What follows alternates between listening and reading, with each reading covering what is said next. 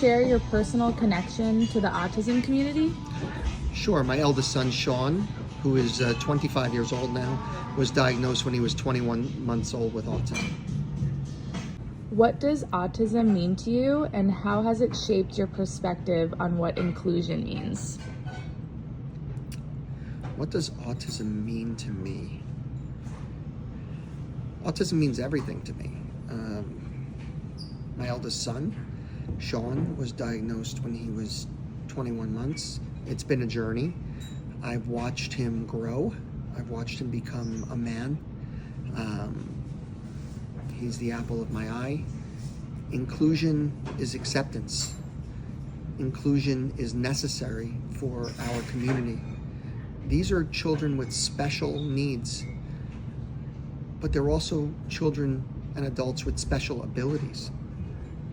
And those abilities far exceed my own. So for them to be included, for them to feel as though they're a part of society, as though they're a part of what's normal, gives them energy, gives them power, gives them strength that is necessary.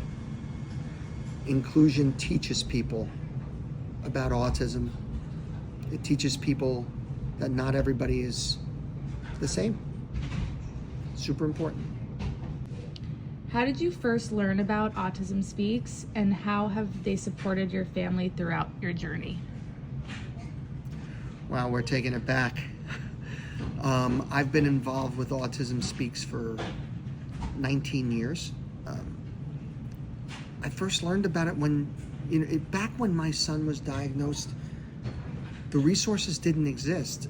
Bob and Suzanne Wright, who started Autism Speaks, were navigating the waters themselves for the first time. We were all on a journey together. It was tough. It was very, very tough. We had to create our own path. We had to forge our way through a lot of obstacles. Families were not supported the way they are today. We had to come out of pocket for lots of services that are now given. It was just tough. It was really tough, but Autism Speaks was there for me, and I was there for Autism Speaks in return.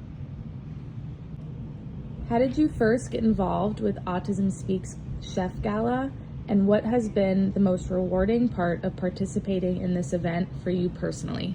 I was taking my son Sean to Northrop Robbins Music Center at NYU for services, music services on Saturdays. And they came to me and they said, we can't afford to keep the school open. And I had a heart attack in that moment because my son was going through a lot of gastrointestinal issues. He was about 5.5, 6.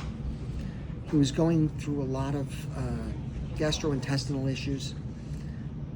I couldn't feed him because everything that I would feed him, he would reject. But music was our time. It was our time on Saturday mornings, and he would just thrive in the center. And when they came and told me they were closing, I couldn't allow that. So I got all my chef friends together and we raised $500,000. We saved the school. And Bob and Suzanne were present at the event, and they asked me if I could do something for Autism Speaks. And I came up with the Chef's Gala, and that was the genesis of it all. And it's been a journey ever since. Participating for me is obviously a very proud moment. It's also a very surreal moment, knowing that all the chefs, all my peers, come out for me year in and year out in support of something that's so near and dear to my heart. If you could describe this event in one word, what would it be and why? Magical. To see north of 50 chefs,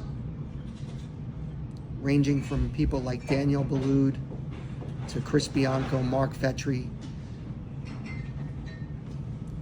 Morimoto in the past, to see all these chefs participating, cooking alongside one another, 4 courses for 10 people at their table,